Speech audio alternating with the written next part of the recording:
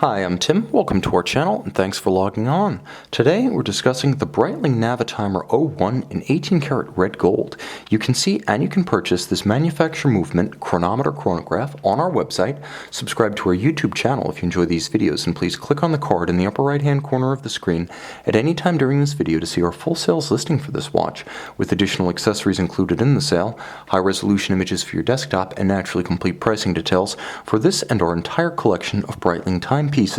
Now, of course, there's a new regime at Breitling, and that's good. Greater deference to history, more outside ideas brought into the product development process, and of course, an outreach to traditionalist collectors who appreciate what Breitling's always been about in terms of utility, history, and, yes, chronograph innovations.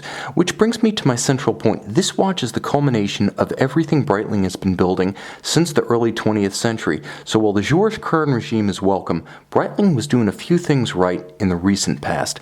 Now, a chronograph innovator in the early 20th century, Breitling helped to innovate new methods of operating a chronograph, taking the push piece out of the crown, creating a second push piece to allow a chronograph to be started, stopped, restarted, and reset. The watch on my wrist also takes the thread of heritage from the mid-century, the 40s, the 50s, the 60s, and the 70s, when Breitling was a leader in pilot's watches, first with the chronomat and then in 1954 with the Navitimer, introducing the circular slide rule system that can be a flight computer for almost all essential flight calculations, ultimately returning to its roots as a chronograph manufacturer. Breitling introduced in 2009 the BA49 in-house chronograph caliber, and in 2011 it found its way into the Navitimer 01. That brings us to the present, and the 43mm red gold case on my 16cm wrist. Now that's 43, not including the crown and chronograph pushers. The watch is 14.2mm thick, which is not as thick as you might suspect, given that deep bezel, the automatic winding, and the 3-day power reserve, plus a chronograph. The watch will fit underneath a suit jacket cuff, so you can wear this one with formal attire. Lug to lug, it's fairly compact at 49mm, while the lugs are strong and jut out with a pronounced masculine, edgy character. Nevertheless, this watch will still fit on a wrist as small as 14.5 centimeters in circumference, because it is constrained at under 50mm lug to lug. The strap is perhaps richer than you would expect on a pilot's watch, which typically use a bolstered and contrasting stitched black or natural tone calfskin, more expensive alligator, and frankly longer wearing more durable alligator used for this upscale red gold model. It nevertheless retains the bolstering down the center, the thick sheer cut sides, and the contrasting stitch of an aviator's strap. The clasp is rather deluxe as well. Fully finished in red gold to match the case, it has two special functions. First, it will tuck any excess length underneath the clasp body. Note there are no minder loops to mar the lines of the strap. That's the advantage of the minderless clasp. The clasp also works by cinching and crimping the strap to size it and hold it in place. So there is no pin, and there are no perforations for the pin on the opposite side, so there's no gouging of the strap. For long-wearing durability, you could probably, if you're not a super sweaty character, get half a decade out of this strap. Now, the watch features a strong but simple case. Breitling lugs have always been pronounced, sharply defined. The bevels themselves add creases much like the sharp creases of a tailored and pressed suit. Again, it's a masculine aesthetic. There's not a whole lot of sensuous curvature to these lugs, although there is a little bit about the mid case. It also plays with the light in dramatic fashion, almost like flame surfacing or molten metal. The bezel is deeply knurled for an easy purchase. It doesn't move with excessive ease. It has a solid, almost hydraulic damped action to it. Now you can note it does feature the ability to divide and to multiply, so it's essentially a circular slide rule.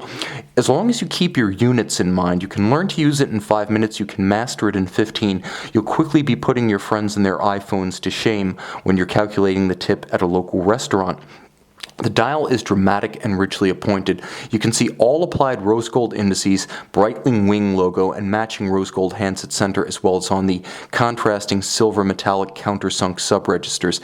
Now, because of the dramatic dishing of the Rayhaut style bezel, you can see that there's a lot of depth to this dial, which ultimately ends in the monotone date disc all the way down at 430. Going down to the date disc, you'll note that it's white on black for high contrast, but it's rather discreet in that you really only notice it when you're looking for it. Otherwise, it blends away, melts away.